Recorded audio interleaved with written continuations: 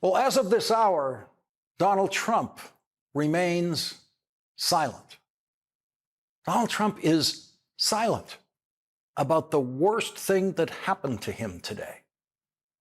The House Oversight Committee, following a lead that Congressman Ro Khanna, who will join us tonight, picked up from a guest on this program, attorney Bradley Edwards, obtained through a subpoena to the Epstein estate the 50th birthday book of sex trafficker and child rapist and friend of Donald Trump, Jeffrey Epstein. When the Wall Street Journal first reported the existence of the birthday book on July 17th, Donald Trump sued the Wall Street Journal and included in the official pleadings of his lawsuit what we tonight know were lies. Donald Trump said that the birthday letter to Jeffrey Epstein bearing his signature did not exist. His lawsuit called it, quote, the non-existent letter. Lawyers are not supposed to put lies in writing in legal pleadings, and good lawyers never do.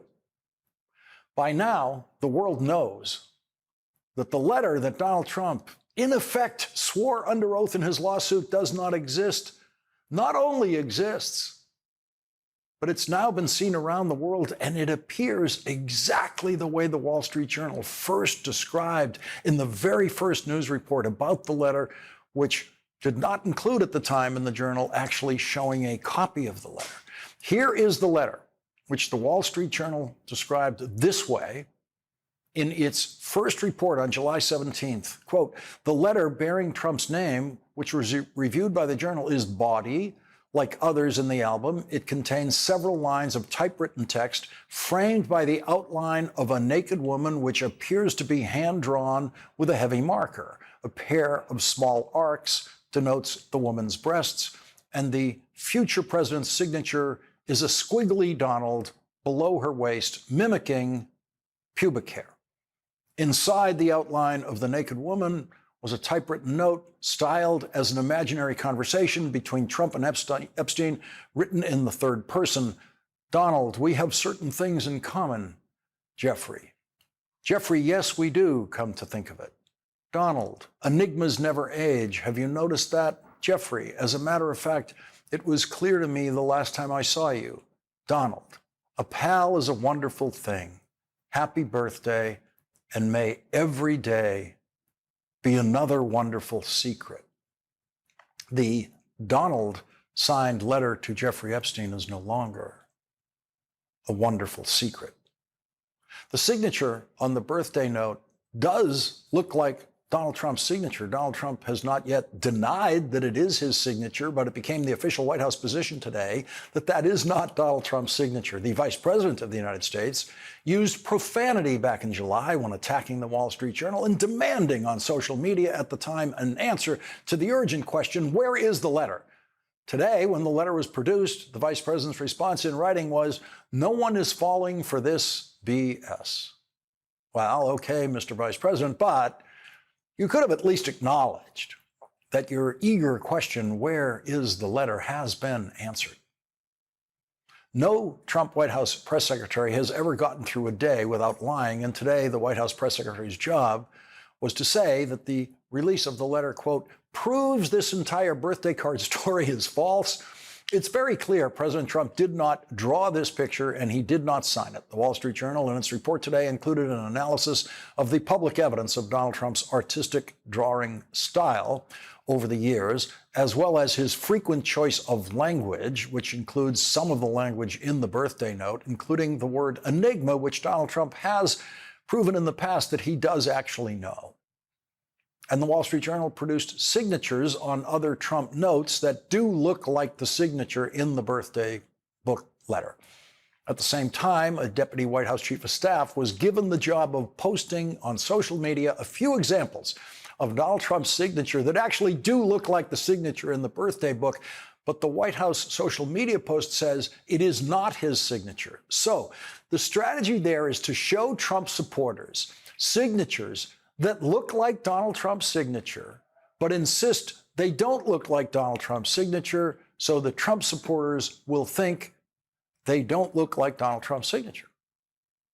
The White House has good reason to believe that a significant portion of Trump supporters will refuse to believe their eyes if Donald Trump or someone working for Donald Trump tells them to refuse to believe their eyes.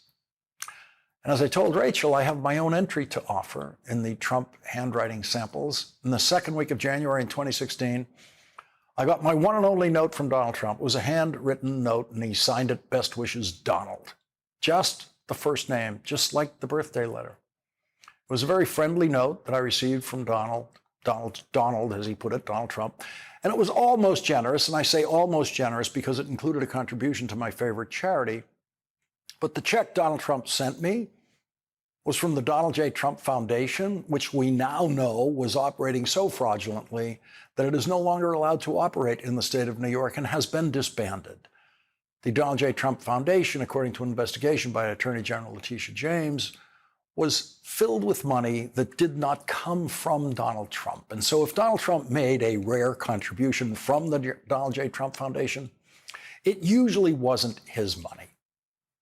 The Trump check that he sent was for $10,000. It was from the Donald J. Trump Foundation. And on the show that night, I told the story of receiving the check from a presidential candidate and how surprised I was that it came from someone who up to that moment had been publicly attacking me for 5 years, first for calling him a liar in 2011 when he opened his mouth about President Obama's birth certificate, and many times after that. By the time Donald Trump's friendly note arrived with that check, he'd already called me in various tweets one of the dumber people on television, dopey, a fool, and many more such things.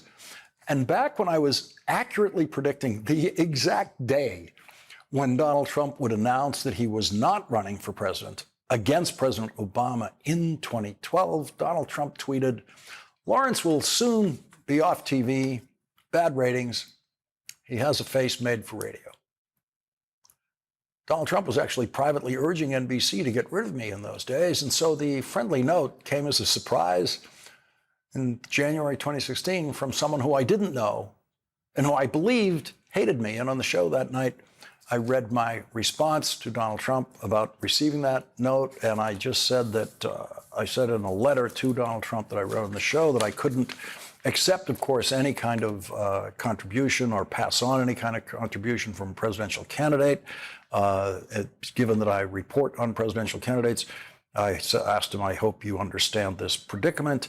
And then, of course, I, in the end, said, in the meantime, because I was diverting this contribution, I myself would replace the Trump check with a $10,000 check of my own that I then gave to my favorite charity.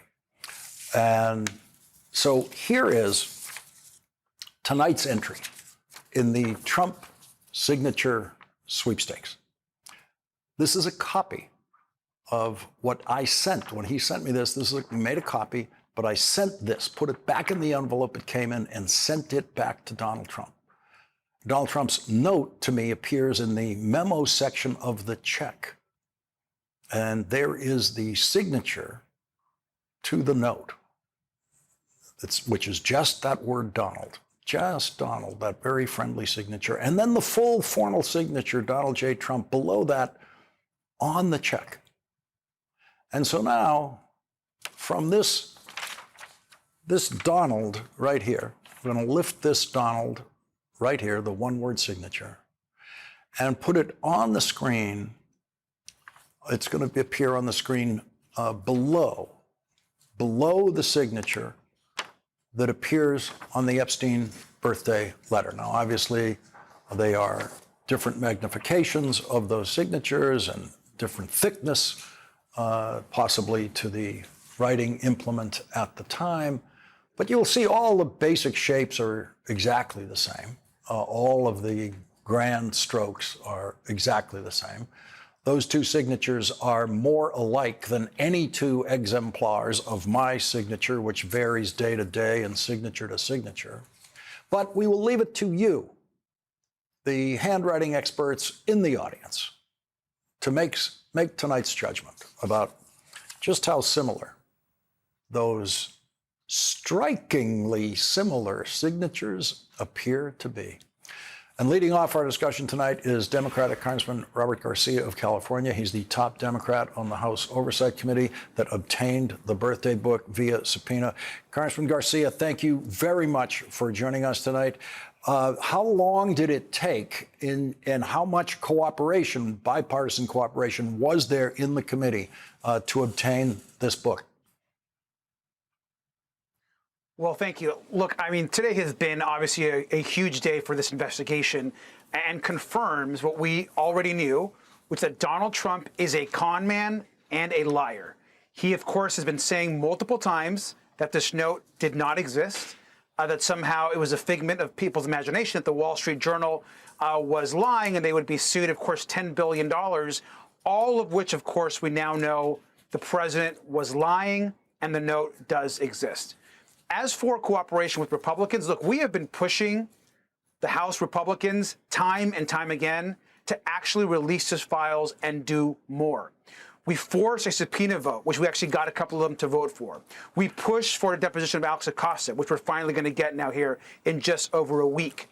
And we forced, as you know, all these Republicans with support, and you're going to have Ro Khanna on in a bit. He was a key player in pushing the Republicans to get them to push and to agree with us that we needed to get the Epstein estate to not turn over just the book, but other documents. And so because of our pressure, Republicans are folding, we're fighting back, we're getting the documents, and we're closer than a full release of the files. We've got to ensure that we keep pushing till the Justice Department releases the entire files.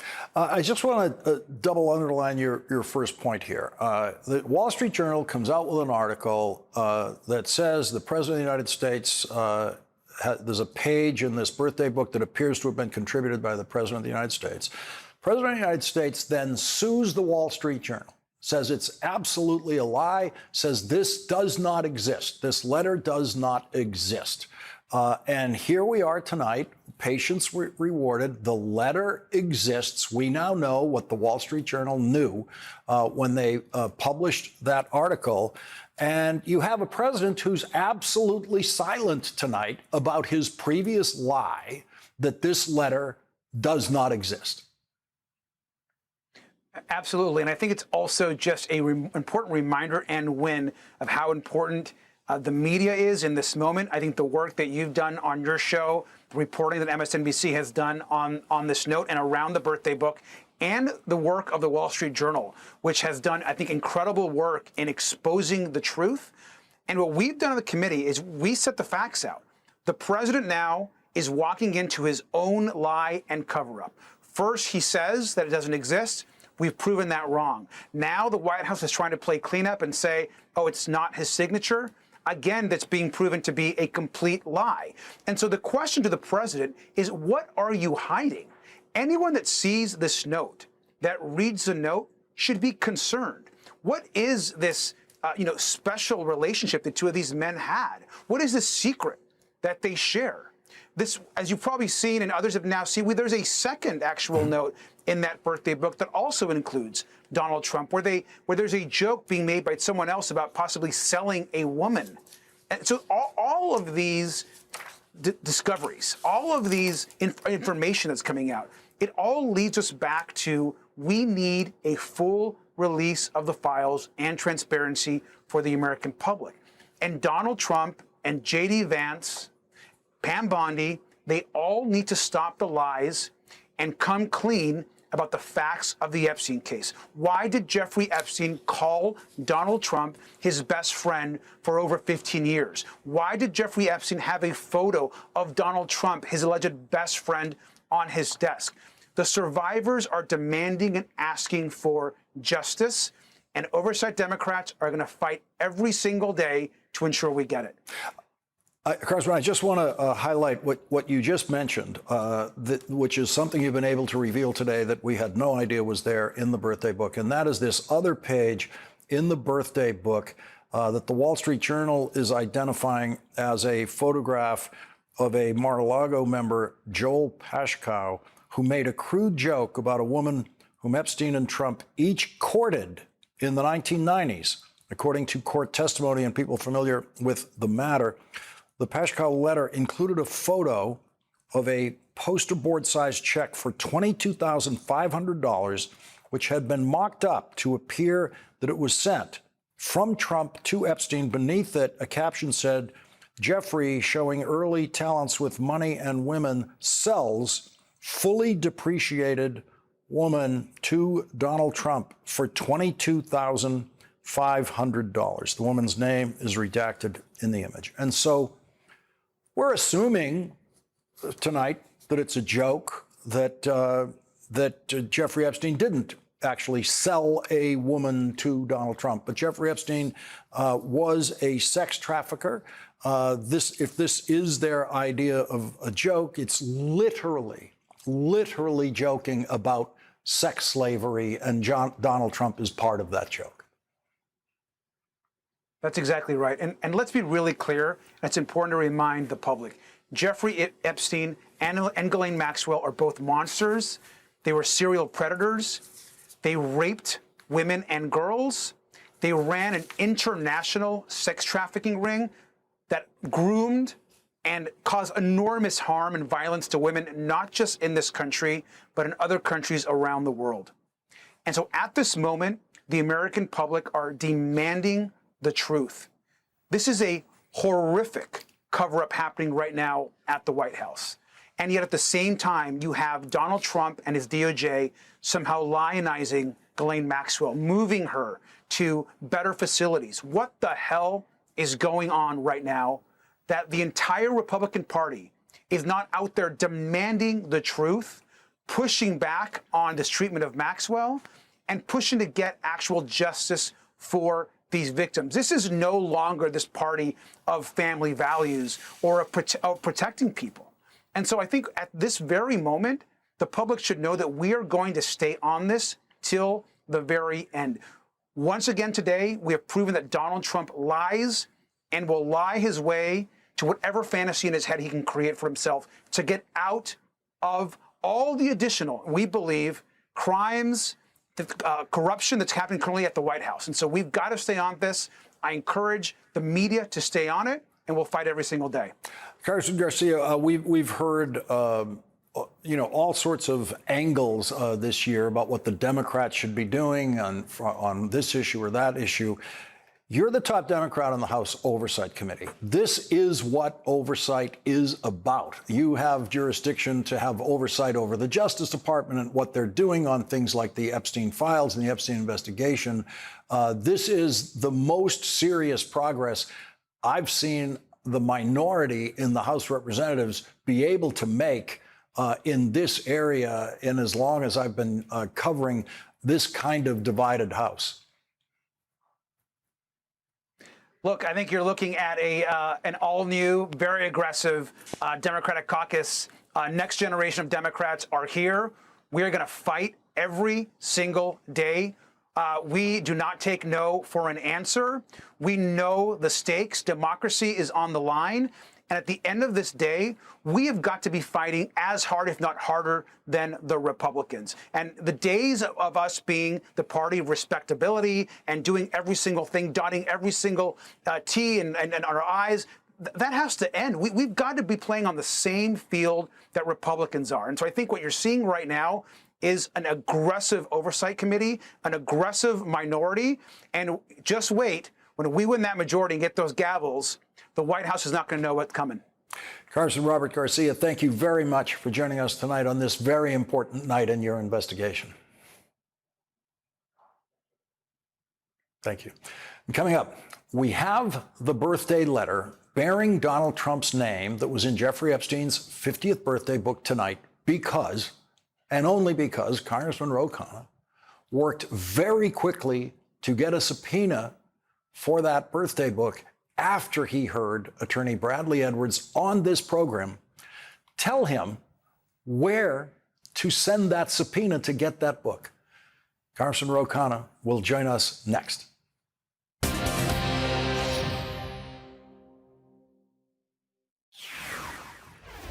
We have the Trump-Epstein birthday letter that Donald Trump said did not exist tonight because Congressman Ro Khanna appeared on this program July 23rd when Bradley Edwards, an attorney for Epstein survivors, told the world, and in particular the House Oversight Committee, where and how they could find and subpoena the birthday book.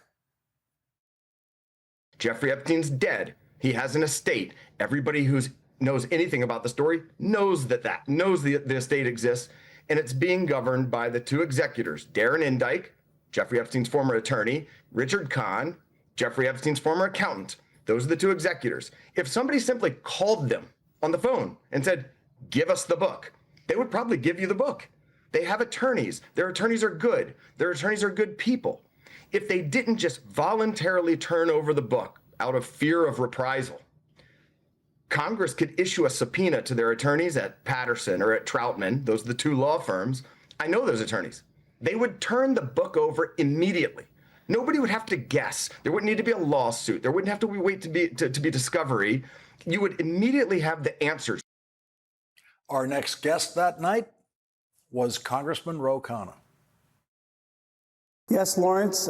First of all, that was a bombshell revelation by Bradley Edwards. I appreciate your having me on to hear that. It's important what he said, that we have to center the victims in this. And it's important to hear what he believes the victims want, which is the full, complete release of the Epstein files. We're hearing directly that's what the victims want. Second, it is a revelation to me that he said that that birthday book is with private lawyers in the Epstein estate.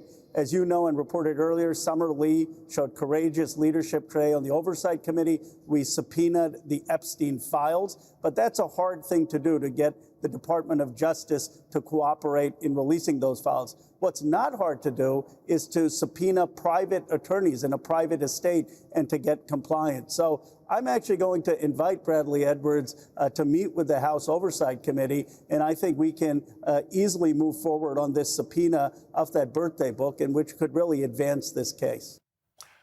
And joining us now is Democratic Congressman Ro Khanna of California. He's a member of the House Oversight Committee.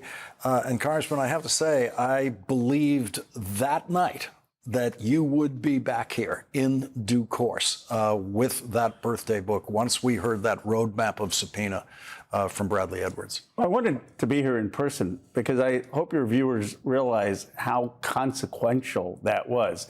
None of us in the Oversight Committee knew how to get that birthday book. The Wall Street Journal didn't know how to get that birthday book. And it's really a credit to you and your team that you had Bradley Edwards on, that you gave us the lead that this is where the birthday book is. And it was just incredible reporting. So you have changed the course of this entire investigation, you and your team, and I appreciate it. And the survivors appreciate it. The amount of texts I got today from survivors, and you and I have both talked to them, who said, thank you for taking this step in transparency. So your team should be very, very proud of what they did. You've grabbed this investigation from the start and have been working, as you went to work right away with Bradley Edwards after that program, and then visited with him last week in Washington and with the survivors who he brought with him to tell their stories. What is your sense of progress in this so far? Where do you think we are in this? Is this the end of the beginning, or as Churchill said in about the second year of World War II? I think this has become now a huge mainstream issue, and it has touched not just progressives and Democrats. It's touched independents. It's touched people in MAGA. I mean, the fact that you had Nancy Mace come out of talking to the survivors in tears. The fact that you had Marjorie Taylor Greene at the press conference and was so emotional afterwards, she gave me a hug. This is a human issue. Lauren Boebert, Thomas Massie. After the survivors, Lawrence, I'm sure you got these kind of messages too. I had women across America texting, talking about how they were abused, assaulted, not by Epstein, just in their lives. This is about standing for survivors. This is something the American people want. I am more confident today that we're going to actually get the release of the files than I've ever been. And the birthday book was a key piece of it, because what it shows is you can't trust anything coming out of the White House. I mean, the Vice President Vance was out there saying, you got to believe Donald Trump. And one of the things I hope, I mean, if there was any decency, you would take away the $10 billion lawsuit. You would stop impugning the journalist at the Wall Street Journal who wrote this. But there's no decency. There's no apology. There's no dropping of the lawsuit.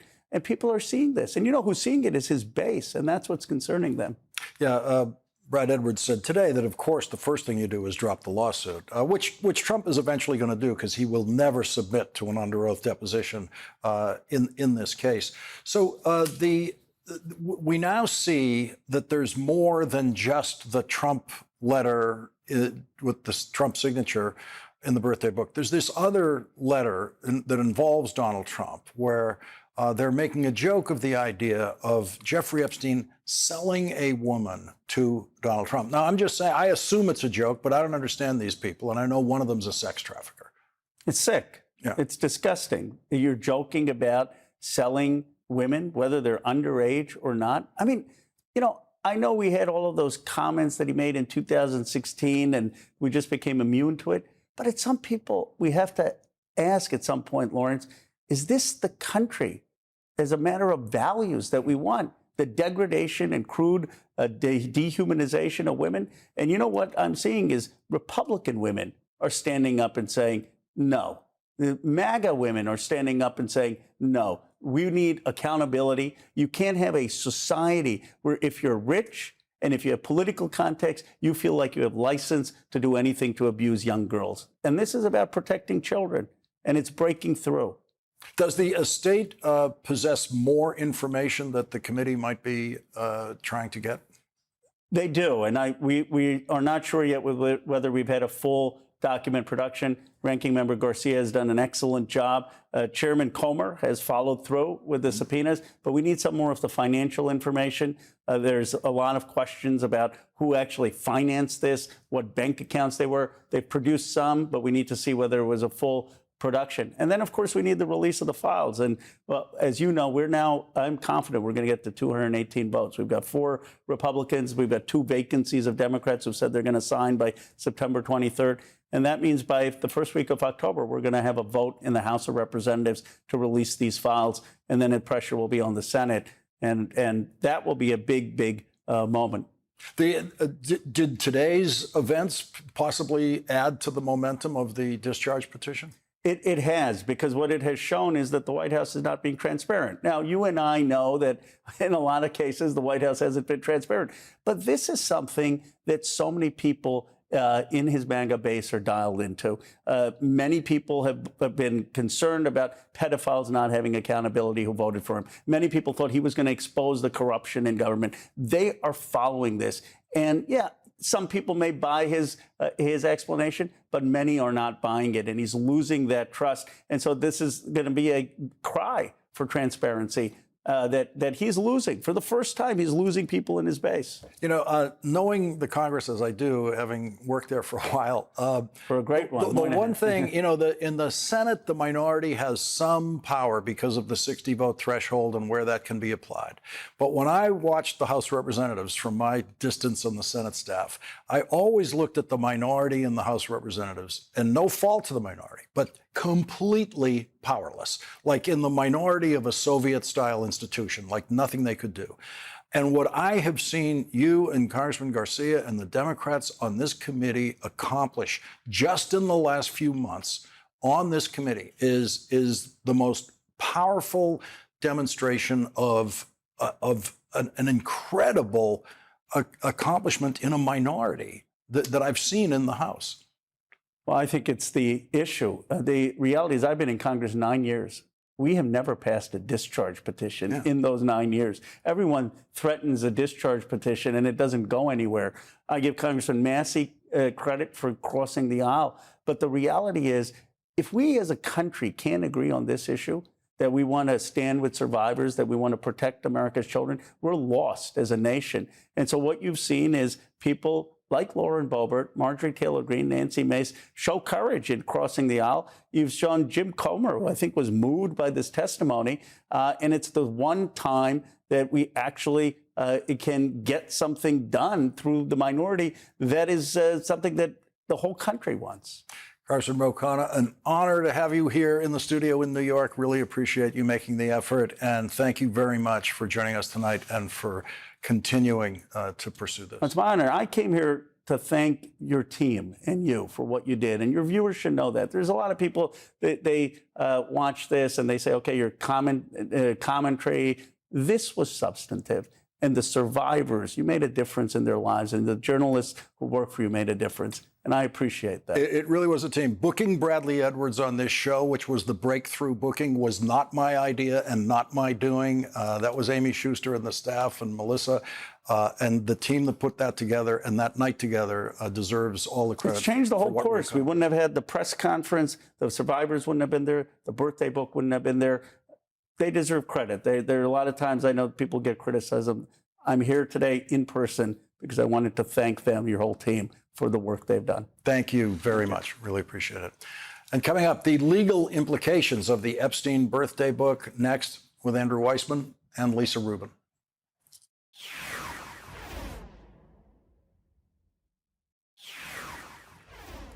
Earlier today, before the Epstein birthday book was made public, the New York Times published a massive investigative report under the headline, How J.P. Morgan Enabled the Crimes of Jeffrey Epstein. The Times reports J.P. Morgan set up accounts into which he routinely transferred huge sums for young women who turned out to be victims of his sex trafficking operations. Bank officials for more than a decade were anxious about Epstein's prolific wire transfers and cash withdrawals. J.P. Morgan ultimately processed more than $1 billion in such transactions for him and warned senior management about his suspicious activities. But on at least 4 occasions over 5 years, the bank's leaders overrode those objections and continued to serve Epstein. Joining our discussion now is Andrew Weissmann, former chief of the criminal division for the Eastern District of New York, former FBI general counsel and an MSNBC legal analyst, and MSNBC legal correspondent Lisa Rubin. So Andrew, I'm sure a lot of people out there are just thinking, okay, the handwriting experts can solve this right away. Okay, well, let's put that in context. What do we know before you even get to the handwriting? You know that there is a document in a bound book. You know that, so that means no, it wasn't sort of slipped in after the fact. You know that Donald Trump knows Ghislaine Maxwell. She even, one of the few things she had to admit, you know that he knows Jeffrey Epstein. And that he had a good enough relationship that Donald Trump said, and is on record saying, that he knew that Jeffrey Epstein liked women who were young. So this is not a distant relationship. These are all givens. It would be natural to think that he would be asked to submit this. So you think to yourself, okay, well, maybe there was an employee who signed for him. Well, where is that employee? Where is the person who, if that's the story, that's the cover story, well, where is that person? And is that person going to say, I did that and I also did it without Donald Trump knowing? So it already, before you sort of get to the actual handwriting, seems so incredibly far-fetched. And Donald Trump hasn't offered any sort of credible response. I should note this is happening on a day that the Second Circuit has affirmed the E. Jean Carroll case, the second time that she has been vindicated by a jury and by a court, where Donald Trump had said that didn't happen and has proved wrong. Except he didn't dare say it in court. Exactly. Right? No. Exactly. And that's, by the way, the same thing is happening here. He's saying it in a forum where there are no repercussions legally. There are only repercussions politically. And so, yes, a handwriting expert could look at this. You need to have the original, and you would need to have known exemplars. Here we go. We got one right here. We got one right here. And it's interesting. I was just showing this to Lisa. Lisa pointed out that what's interesting about this in the note to me is there's the Donald, the single name signature, and he draws out the line at the bottom. He can't do that when he's joining it to his middle initial and last name down here.